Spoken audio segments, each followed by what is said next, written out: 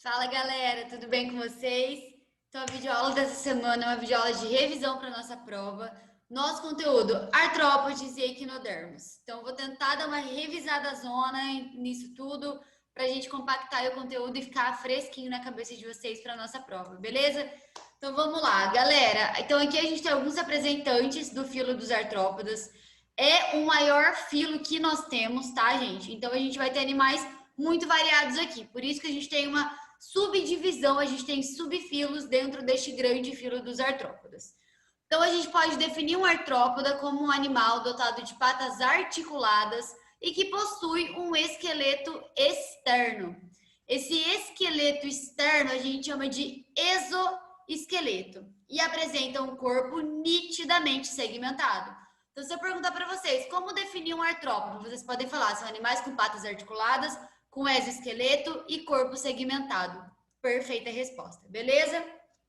Então, como eu já falei para vocês, todos apresentam apêndices articulados, que é a característica diagnóstica dele, e o corpinho dividido, gente, em 2 ou 3 segmentos. Então, alguns grupos terão o corpo dividido em cabeça, tórax e abdômen, e outros terão a região da cabeça e do tórax juntos. Então, a gente chama isso de cefalotórax e abdômen. Beleza? Então, cabeça, tórax e abdômen ou cefalotórax e abdômen. Essa é a divisãozinha do corpinho desses animais.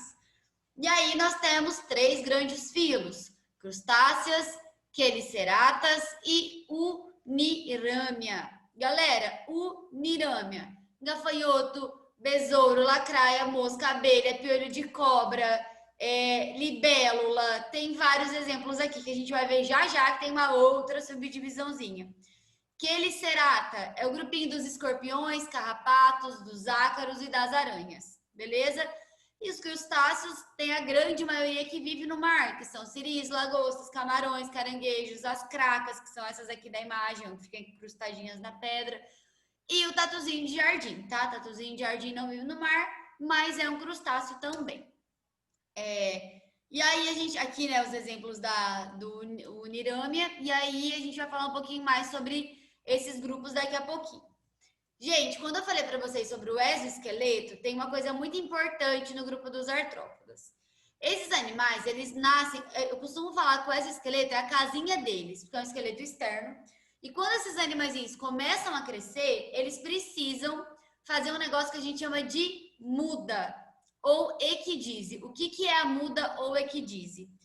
É a troca dessa casinha, porque a casinha está apertada para o corpo dele. Então, ele sai da sua casinha e produz uma nova casinha, sendo que essa casinha normalmente é feita por quitina. Beleza, meu povo? E agora, falando rapidamente sobre os subfilos, gente, eu vou falar só as coisas principais, tá? Lembrando que é uma revisão.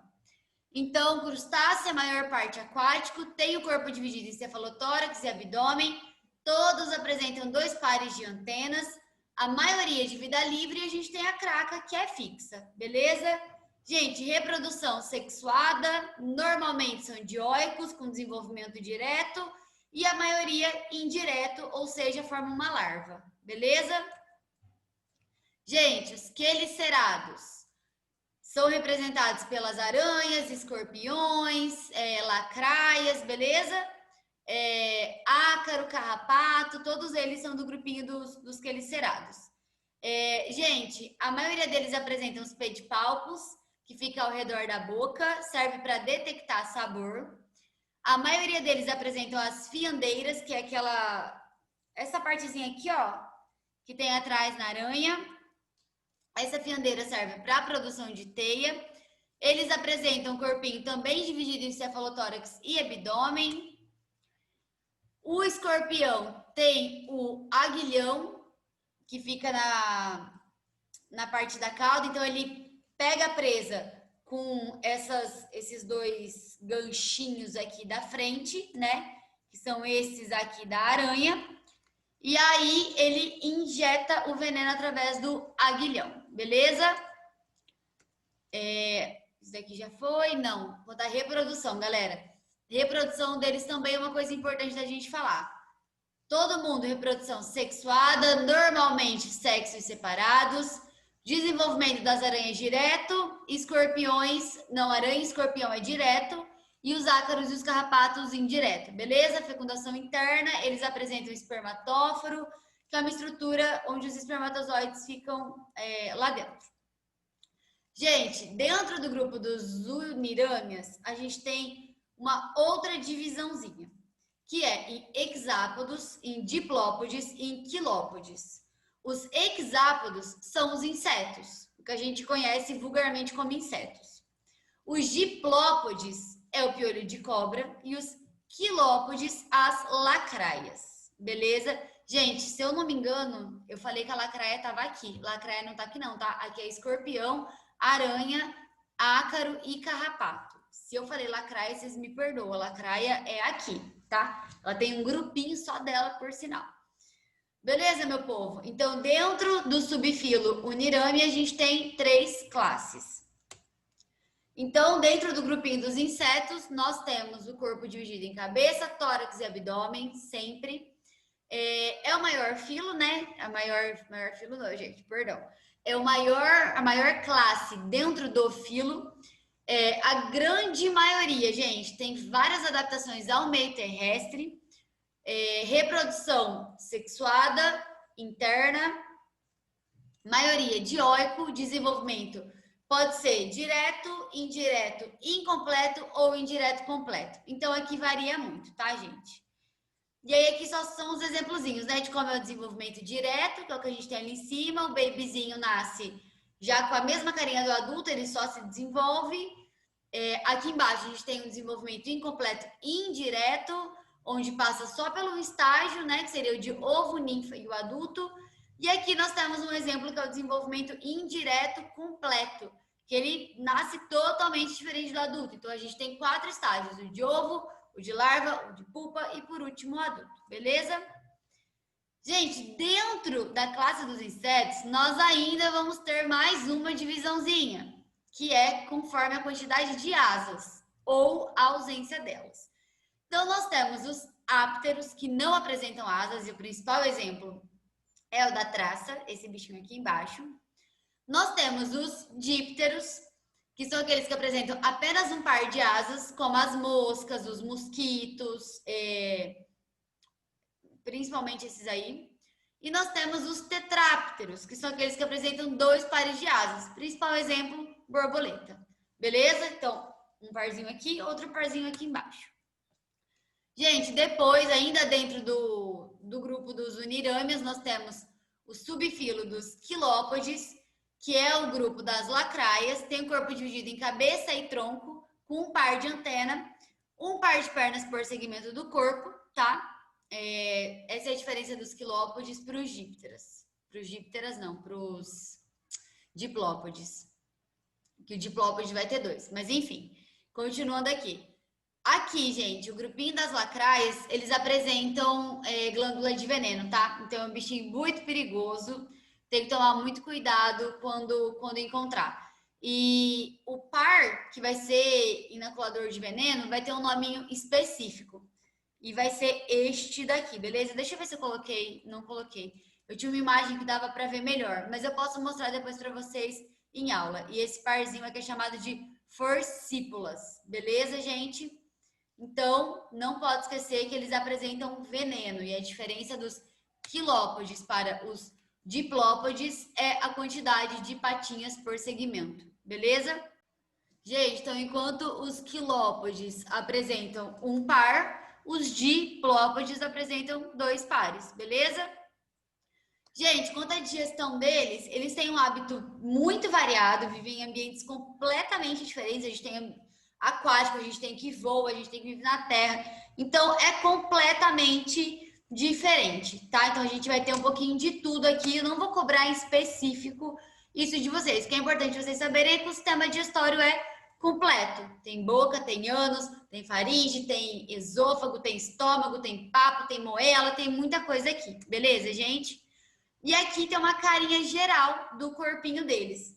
Então, eles apresentam as antenas, que são órgãos não, né? São regiões sensitivas, apresentam um cérebro, apresentam o sistema circulatório, apresentam tudo aquilo que a gente falou em aula, beleza, gente?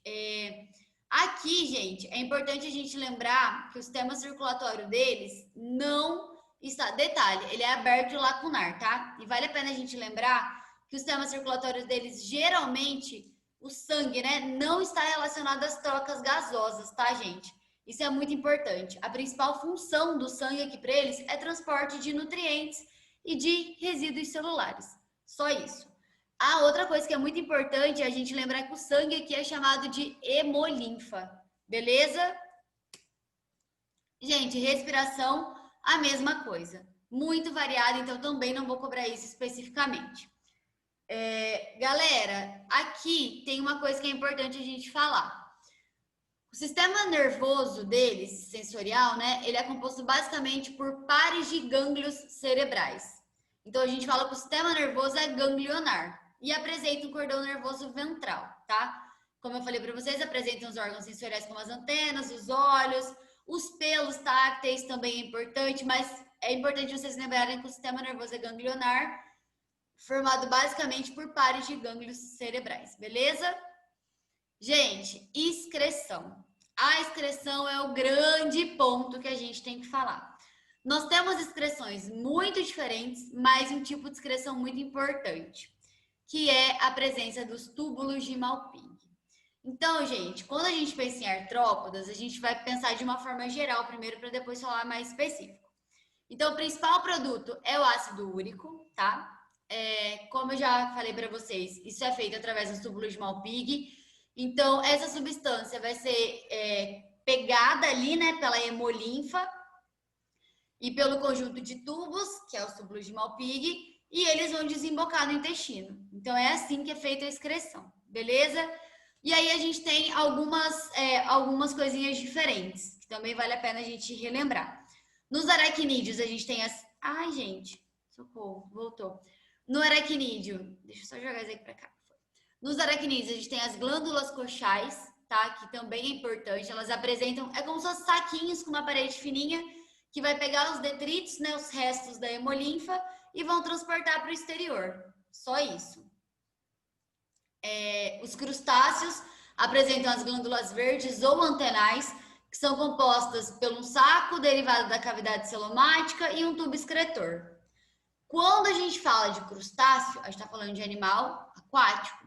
Quando a gente fala de animal aquático, a principal excreta muda, gente. Então, não é mais ácido úrico, é amônia, tá? Então, galera, aqui é importante lembrar do túbulo de Malpighi, quando a gente pensa nos artrópodos de uma forma geral, né? Nos insetos, vamos dizer vulgarmente assim. Quando a gente pensa em aracnídeos, tem que lembrar das glândulas coxais, e quando a gente fala de crustáceos, tem que lembrar das glândulas verdes ou antenais. E que a principal excreta deles não é o ácido úrico, é a amônia, porque eles vivem na água. Galera, então, de uma forma geral, é isso que a gente tem de artrópodes. Agora eu vou dar um pausezinho aqui no nosso videozinho para abrir o slide de equinodermos. Galera, lembrando que eu tô fazendo bem resumido para o vídeo não ficar enorme e com as principais características. Mas quem não assistiu essas videoaulas, assistam, porque tá tudo completinho, bonitinho. Beleza? Gente, equinodermos. A gente olha para o fundo da imagem e já tem uma noção de quem são eles. Então, como eu brinquei com vocês, é tudo que tem mar no nome. Então, aqui a gente tem ouriço do mar, pepino do mar, lírio do mar, bolacha da praia ou do mar, serpente do mar e estrela do mar. Tem muitas espécies, eles são distribuídos em 5 classezinhas. Pensando no corpinho deles de uma forma geral, maioria marinho, eles apresentam espinhos espalhados pelo corpo, e uma característica muito legal deles é que eles apresentam uma simetria pentarradiada ou pentarradiata, que tem aqueles planozinhos de simetria dividindo o corpinho deles em 5, beleza?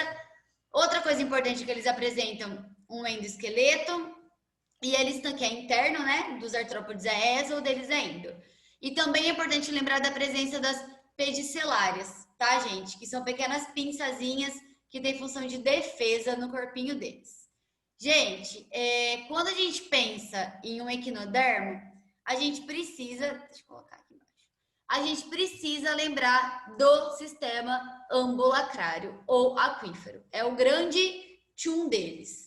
Beleza? Então, gente, é um sistema extremamente complexo Ele é formado por... Gente, formado não, na verdade. Ele desempenha diversas funções. Ele ajuda na respiração, na locomoção, na circulação. Em tudo que vocês podem imaginar, ele ajuda. Então, ele é muito importante. Como que esse sistema ele é formado? Ele é formado por canais, tá? Então, vão ter canaizinhos nessas, entre aspas, perninhas, bracinhos aí da estrela do mar. Pensando na estrela do mar, tá, gente? Que é mais fácil da gente imaginar. Que vão se ligar em algumas ampulazinhas que serão projetadas para fora do corpo. Conforme, gente, acontece a entrada de água, isso vai fazer com que ela gere uma pressão, né? E esse líquido ele vai se acumular ou não. E conforme isso vai acontecendo, esses pezinhos vão ficando mais rígidos ou menos rígidos. Mais rígidos, menos rígidos. Então, a água entra aqui pela placa madrepórica e aí ele vai por esses canaizinhos aqui, ó, até chegar nas ampolazinhas. E aí essa enche e desenche, digamos assim, ocasionado pela pressão da água, que faz com que ele se movimente, que faz com que os compostos sejam transportados. É através disso que é feita respiração, né, que leva os gases, é através disso que é feita excreção e a locomoção propriamente dita. Beleza, gente? Então, o sistema ambulacral é muito, muito importante. E aqui, nesse zoom, nessa imagem aqui, mostra os pezinhos ambulacrais. Beleza, gente? Então, como a gente já falou, sistema circulatório e excretor totalmente envolvido com o sistema ambulacral, total. Sistema respiratório também é envolvido com o sistema ambulacral, lembrando que ocorre através de brânquias que ficam próximas à boca, beleza? Sistema digestório, gente, completo, tem boca, tem estômago, tem intestino e tem ânus. Detalhe, o estômago, ele tá apenas nos equinodermos, que são carnívoros, beleza? Um dos principais exemplos é a estrela do mar, que tem aquela alimentação um pouquinho diferente, que eu até falei para vocês que ela projeta o seu estômago para fora e começa a digerir ali os alimentos. Uma outra coisa, gente, muito importante quando a gente fala de sistema digestório, é lembrar da presença da lanterna de Aristóteles em alguns. O principal exemplo é no ouriço. A imagem não está aqui também, mas está na imagem da videoaula completa, tá, gente? Vocês olham lá.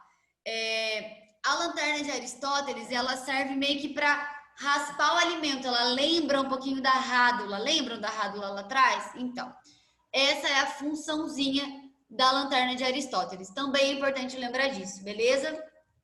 E aí aqui, gente, um apanhado geral de tudo que eles apresentam. Aqui a estrelinha do mar. Gente, reprodução deles também é importante a gente lembrar. A maioria deles são dioicos, a maioria faz reprodução sexuada, mas eles também podem se reproduzir de forma sexuada. A fecundação normalmente é externa. Água, né, gente?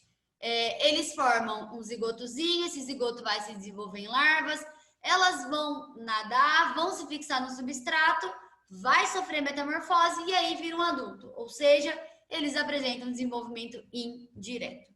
Beleza?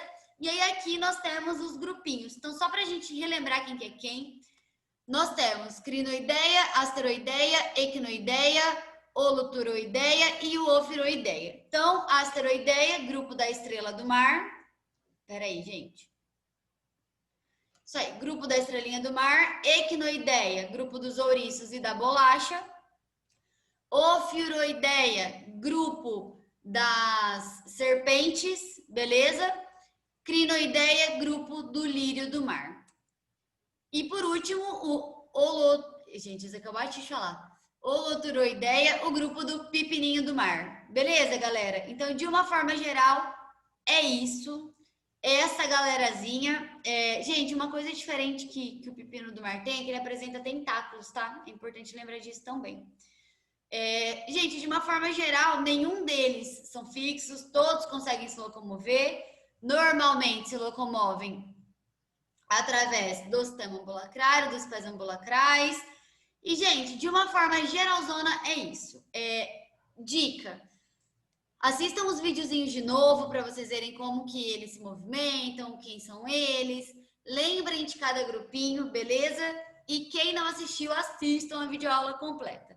Mas, de uma forma geral, é isso que eu quero que vocês saibam para a nossa prova. Beleza, gente? Lembrando que primeiro vem artrópodos, depois equinodermos e depois a gente entra nos vertebrados. Beleza, gente? Então, grande beijo para vocês.